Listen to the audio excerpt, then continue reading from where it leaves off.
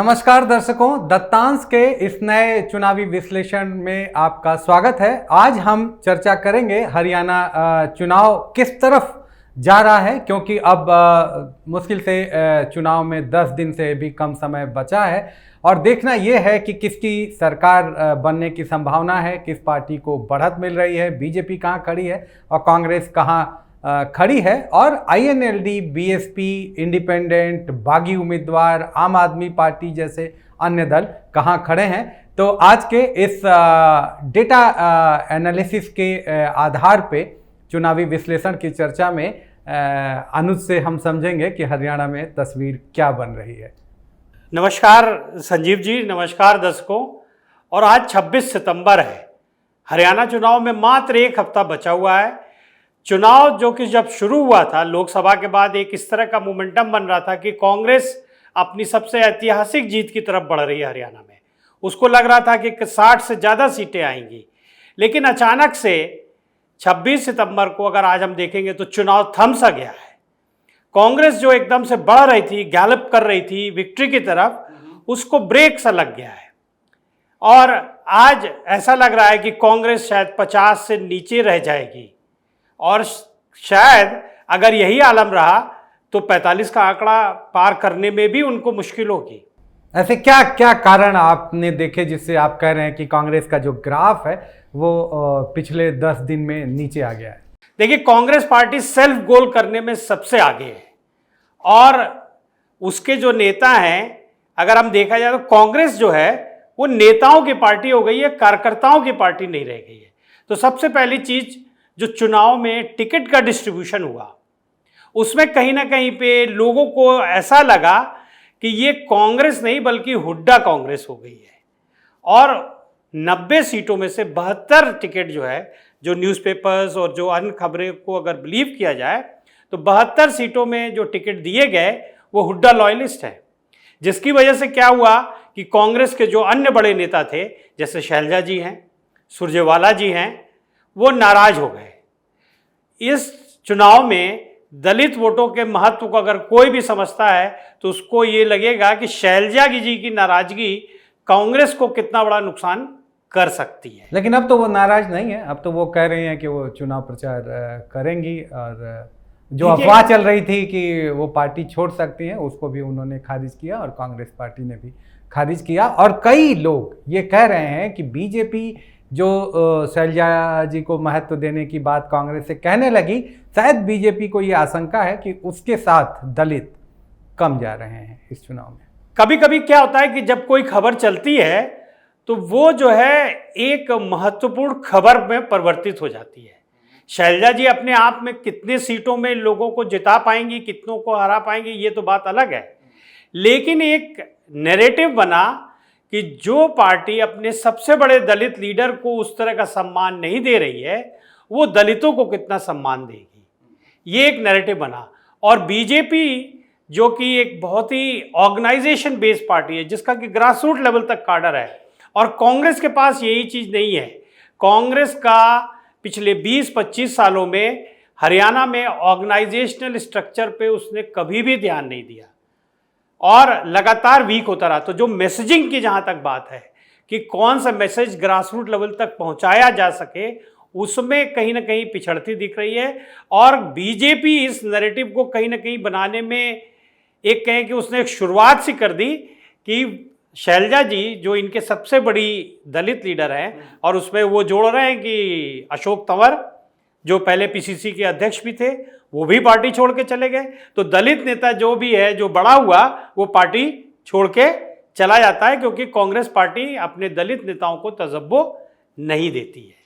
नहीं, देखिए, अब ये तो चूंकि डिस्कोर्स है और उसके बावजूद भी अगर आप देखें, हिस्टोरिकली देखें तो कांग्रेस में बड़े दलित नेता रहे हैं।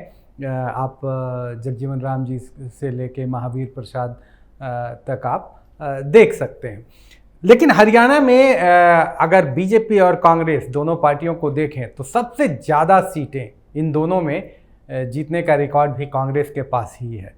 क्योंकि अगर हम ट्रेंड देखना चाहते हैं तो कांग्रेस 2005 में कांग्रेस ने 46% मत लाके 67 सीटें हासिल की थी। जो कि हरियाणा में अब कहा जाए एक तरह का रिकॉर्ड है। क्योंकि अगर हम 2000 से चुनावों को एनालाइज करेंगे तो हम देखेंगे कि कोई भी पार्टी 50 का आंकड़ा नहीं पार कर पाई। आईएनएलडी को 47 सीटें आई थी 2000 में, 2005 में हुड्डा साहब ने 67 सीटें पाई, लेकिन वही घट के 40 हो गई 2009 में। 2014 में बीजेपी को अगेन 47 सीटें आई, जो कि घट के अगेन इंटरेस्टिंगली 40 हो गई। तो पिछले 20 सालों में कोई भी पार्टी 2005 को छोड़ के 50 का आंकड़ा नहीं कर पाई। उसका बहुत बड़ा कारण है। उसका कारण ये है कि पिछले 20 सालों में हरियाणा की राजनीति जो है मल्टी स्टेक होल्डरशिप में चली गई। काफी स्टेक होल्डर्स अब लेकिन आपकी दो तस्वीर उभर रही है। एक तो ये कि जैसे पिछले चुनाव में भी आपने देखा कि जजपा एक नई पार्टी बनी है ना, और जाट बेस पार्टी भी आप उसको कह सकते हैं। आईएनएलडी का भी बेस वही है। लेकिन अब की बार दो पार्टियां, जो आईएनएलडी क्षेत्रीय पार्टी आप हरियाणा के संदर्भ में कह सकते हैं, आईएनएलडी और जेजेपी दोनों लड़ रही हैं। लेकिन फिर भी अभी तक के जो एनालिसिस आ रहे हैं, जो आंकड़े हैं, वो कोई ये नहीं बता रहे हैं कि they are going to be the major player. वो कोई इसमें और अभी भी जो मुख्य लड़ाई है वो बीजेपी और कांग्रेस के बीच है। लेकिन कई सीटें ऐसी हैं 15 से ज़्यादा जहां बीजेपी अभी तक कभी जीती नहीं है। क्या कहेंगे आप? देखिए, बीजेपी का ग्राफ जो 2014 से बढ़ना शुरू हुआ, 2007 के परसिमन के बाद से अगर सीटों के आंकड़े को हम देखेंगे तो करीब 16 ऐसी सीटें हैं जिसमें बीजेपी आज तक कभी भी जीत नहीं दर्ज कर पाई है। ये एक अपने आप में बहुत महत्वपूर्ण आंकड़ा है, क्योंकि इसका मतलब ये हुआ कि कांग्रेस को सिर्फ 64 सीटों पे लड़ना है, 16 पे तो बीजेपी जीत ही नहीं रही है। हैं? और जहां तक they have fair chances already on 16 seats। 16 seats पे नहीं। उसके अलावा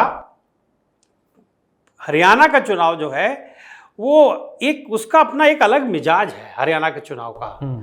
और उसको अगर हम कहें तो वो पंचायत की तरह से चुनाव लड़ा जाता है। जैसे पंचायत का चुनाव होता है ना, बहुत पर्सनलाइज। तो हरियाणा में आप देखेंगे कि एक बहुत ही महत्वपूर्ण स्टेक होल्डर हमेशा से रहे हैं इंडिपेंडेंट। अगर हम आंकड़ों की बात करें और ये देखने की कोशिश करें तो देखिए 2000 में 11 इंडिपेंडेंट जीते थे, ठीक बात, 16.9% मत लेके।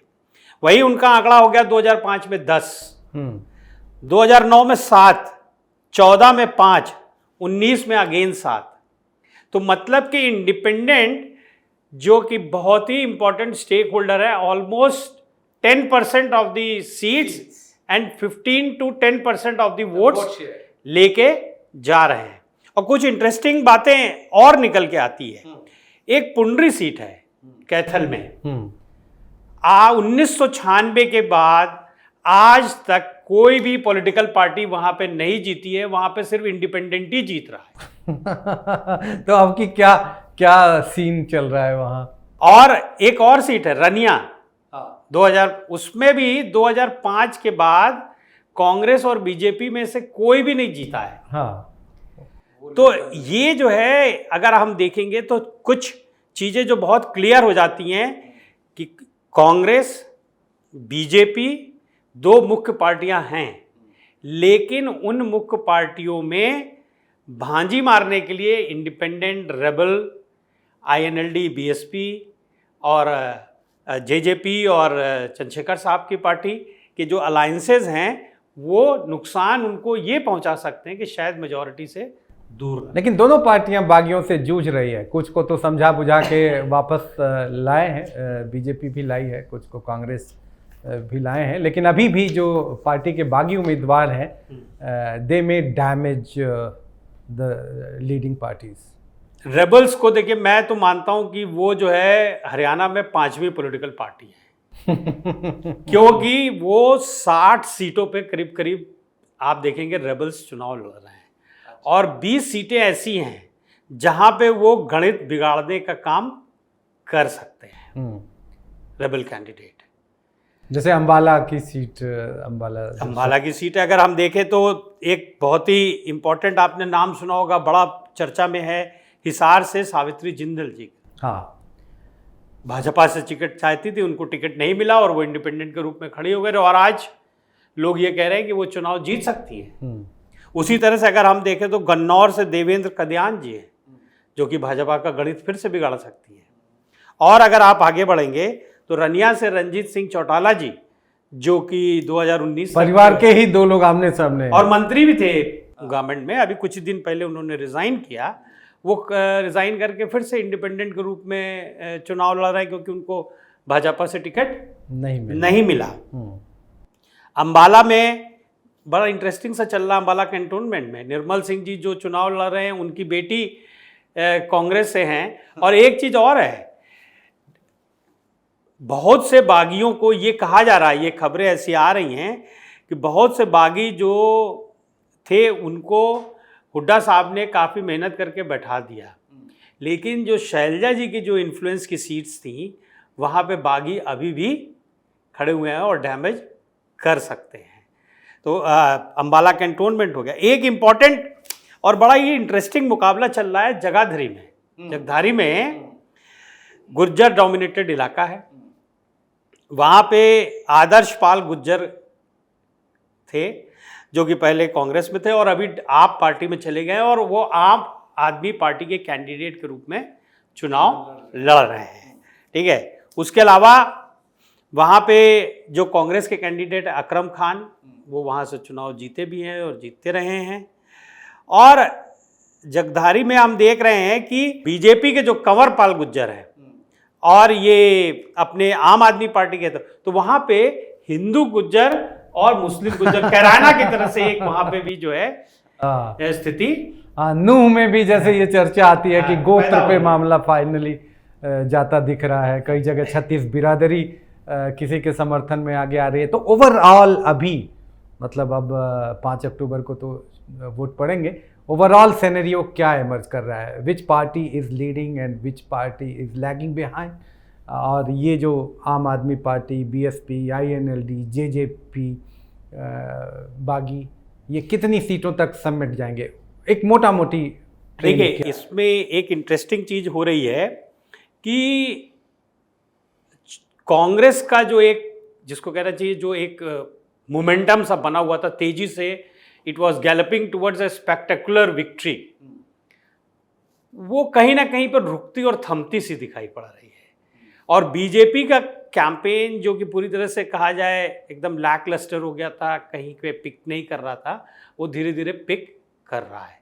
लेकिन आज भी स्थिति अगर यही है कि कांग्रेस आज भी सिंगल लार्जेस्ट पार्टी और सरकार बनाती हुई दिख रही है। उसको अभी भी करीब 45 पे 50 अगर, लेकिन बीजेपी जो दूसरी तरफ है, जो पहले जब चुनाव शुरू हुआ तो 15 सीटों पे समझ में आ रहा था कि शायद उसको 15 से 20 सीटें मिलेंगी, वो कहीं पे आज शायद 25 सीटों पे पहुंच गई है। एक दूसरी पार्टी और इंटरेस्टिंग अलायंस हुआ है जिसका कि असर इस चुनाव पे काफ़ी पड़ेगा, वो है आईएनएलडी और बीएसपी का। देखिए, बीएसपी जो है हरियाणा में हमेशा से एक फोर्स रही है, क्योंकि 22% दलित वोट है।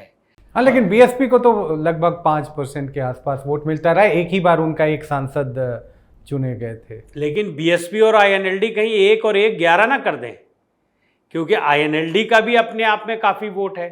जैसे मैं आपको बताऊं, यमुनानगर की सीट है, एमएलए की सीट है, वहाँ पे जो आईएनएलडी का कैंडिडेट हारा था, तो जितने बहुत कम मार्जिन से हारा, और जितने मार्जिन से हारा था उससे ज़्यादा कहीं बीएसपी को वोट मिले थे, करीब 7,000, और वो हारा था 1500 से 2000 के बीच में। तो अगर आईएनएलडी और इनका वोट मिला दिया जाए बीएसपी का, तो यमुनानगर की सीट जीतती हुई दिख रही है। तो कई ऐसी सीटें हैं जहाँ पे आईएनएलडी जो है वो एक इम्पैक्ट लाने की स्थिति में बन रही है बीएसपी के साथ। एक एग्जाम्पल मैं आपको और देना चाहूँगा, जैसे कि बरवाला की सीट है, आईएनएलडी और जेजेपी दोनों को यहाँ पे वोट मिल रहे थे। ठीक है, शेड्यूल्ड कास्ट की पॉपुलेशन भी वहाँ पे सब्सटेंशियल है, करीब 45,000 की। अगर बीएसपी और आईएनएलडी मिल जाते हैं तो यहाँ पे भी शायद वो दूसरी पार्टियों का गेम खराब कर सकते हैं। लेकिन वो अब देखना ये है कि अभी जो जो मेरी समझ बनी है, जो भी रिपोर्ट देख के, और एक दिन मैं गया भी था हरियाणा में, चुनाव देखने भी गया था, तो मेरी जो समझ बन रही है कि majority of the Dalit votes other than exceptions वो नेशनल पार्टीज की तरफ ही जा रहा है।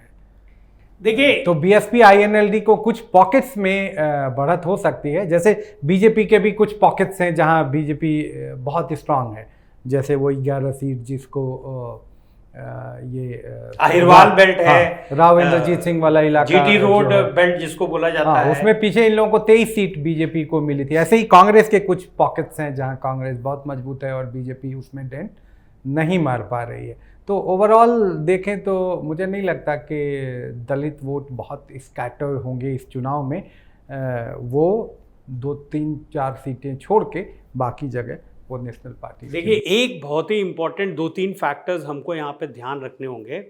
पहला तो ये कि हरियाणा जो है बहुत छोटा राज्य है, मात्र 90 सीटें हैं, तो 8 से 10 सीटें भी जो है आपको मेजॉरिटी से दूर और मेजॉरिटी के पास ले जा सकते हैं, इस तरफ भी ले सकती हैं। ठीक है।